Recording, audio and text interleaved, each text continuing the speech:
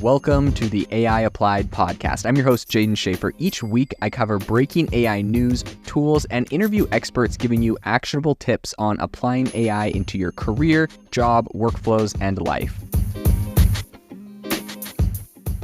Make sure that you go to aibox.ai, link in the show notes, to join the waitlist for our new AI platform. We're going to be launching an incredible platform that allows you to build anything you want with workflows in AI. So you're able to chain together ChatGPT and image generators and audio generators to make really powerful apps for your organization, or you can host them on our marketplace and actually generate royalties from them. So make sure to go to aibox.ai and join the waitlist. In addition, if you like the podcast, if you could do me a massive favor and please leave us a review on Apple or Spotify or wherever you listen to your podcast. This helps me be able to get better guests on here as they check the reviews to see how you guys are liking it. So if you could please do that, I would really appreciate it. OpenAI has been in the news and is one of the hottest topics in tech right now since launching their ChatGPT tool, which gained over 100 million monthly active users in the first 2 months.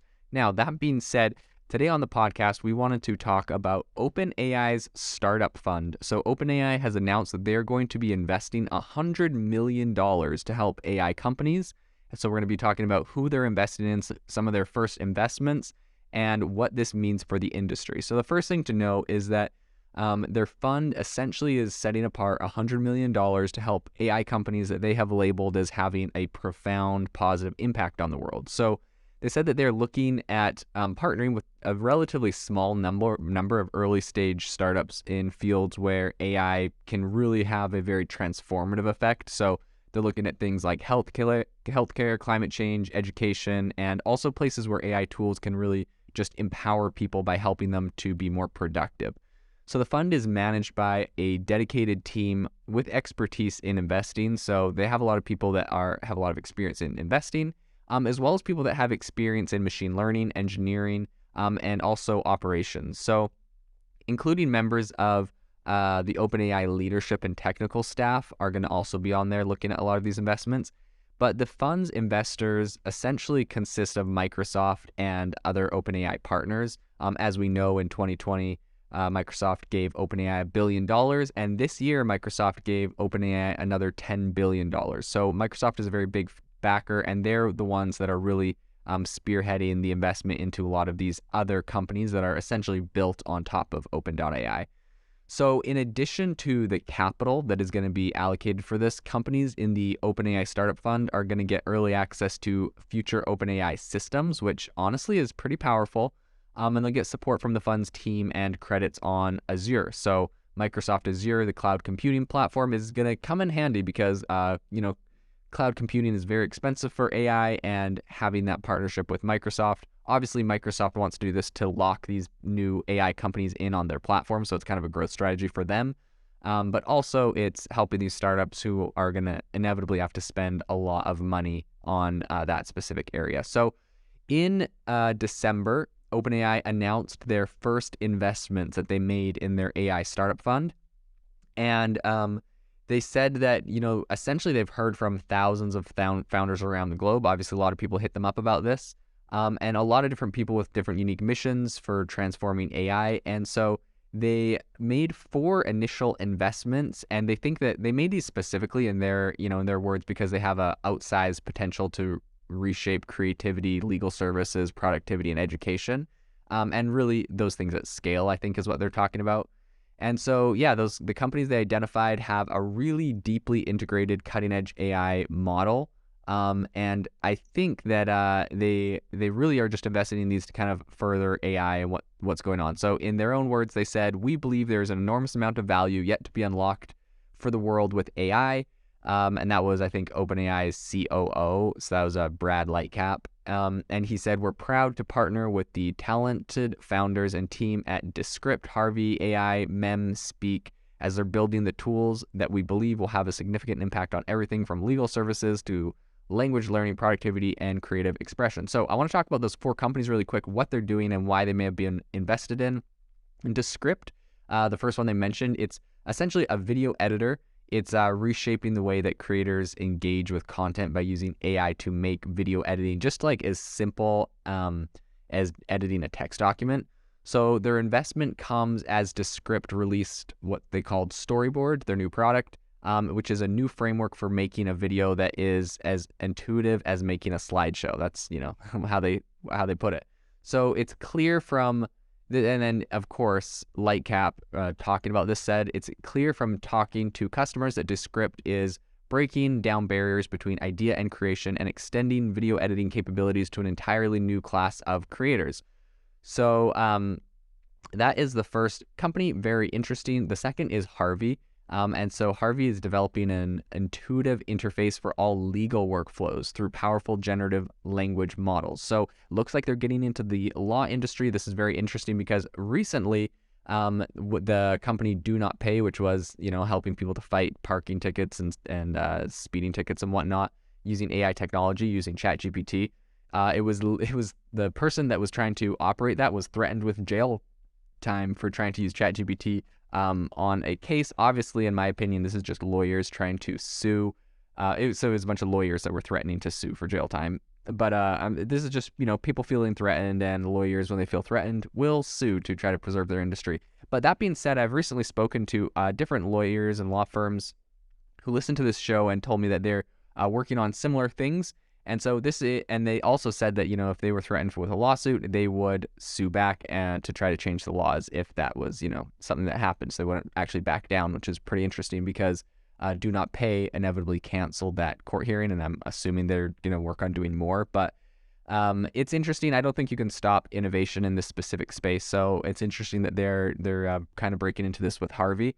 And in addition, it says that its technologies expands a lawyer's capabilities by leveraging AI to make tedious tasks like writing research, drafting, analysis, and communication easier and more effective. So this saves lawyers time, ultimately allowing them to deliver a higher quality service to more clients, which is pretty interesting. When talking about it, they said that we believe Harvey will have a transformative impact on the legal system, empowering lawyers to provide higher quality legal services more effectively to more clients. That was Lightcap again.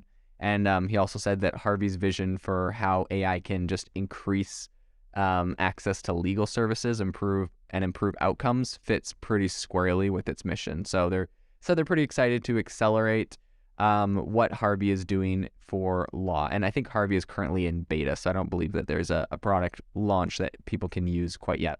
The third company they invested in is Mem. So Mem is building the world's first self-organized workspace. So starting with personal notes, Mem uses advanced AI to organize, make sense of, and predict which information will be the most relevant to users at any given moment or in any given context. And Mem's mission is to build products that inspire humans to create more, think better, and spend less time searching and organizing. So Lightcap, he's got a quote on every one of these investments, but what he said about it was that Mem uses powerful AI to make knowledge workers more productive by removing the tedium and drudgery of organizing and accessing information, ultimately allowing people to focus on the parts of their work that matter. So it's going to be pretty interesting. I think that Mem recently lifted the waitlist for their flagship product, which is MEmX, so you can go check that out on their website. Speak is the fourth and last investment that they made in this specific round of funding investments in AI. And Speak is on a mission essentially to help more people become fluent in new languages, right? So you're thinking like this thing is something that competes with Duolingo and those kind of companies. It's starting with English, and the company initially launched in East Asia with a focus on South Korea. It has nearly 100,000 paying subscribers. And Speak is creating an AI tutor that can have open-ended conversations with learners on any number of topics and provide real-time feedback on pronunciation, grammar, vocabulary, etc. So this is obviously a very interesting, very exciting use case. Lightcap said, "We're very excited to partner with the outstanding team at Speak. We are well positioned to deliver on this powerful application of generative AI, making language learning effective and accessible. Speak has the potential to revolutionize not just language learning, but education broadly." I think this is a really interesting concept. When I was in college, I actually interned at a company, and what they were doing was it was an app that allowed native speakers in specific languages to talk with you, and you could, like, if you're trying to learn a new language, you could practice speaking. So it was kind of like, I don't know, like the Uber of talking with people in other languages, but you would pay and then pretty much have 15, 20, 30-minute conversations with people while you're commuting or whatever in different languages to help you practice with someone that's fluent. I think in America and a lot of other countries will have the problem where teachers that are like, your Spanish teacher might not actually be from Mexico or Spain and might not have those native accents, or your French teacher isn't actually from France, and so you're not going to get the same quality. You're going to get like an American accent, or maybe they're not perfect at the language and whatnot. So that company I interned with was trying to solve that problem, and it sounds like Speak is now bringing that to a whole new level with AI. So it's going to be pretty interesting to see how this continues to unfold with the new fund. I think OpenAI says that they're really optimistic about the increasingly powerful AI systems that are going to continue to roll out. And so it'll be really exciting to see what continues to happen in the industry and who they invest in next. If you are looking for an innovative and creative community of people using ChatGPT, you need to join our ChatGPT creators community. I'll drop a link in the description to this podcast. We'd love to see you there, where we share tips and tricks of what is working in ChatGPT. It's a lot easier than a podcast, as you can see screenshots, you can share and comment on things that are currently working. So if this sounds interesting to you, check out the link in the comment. We'd love to have you in the community.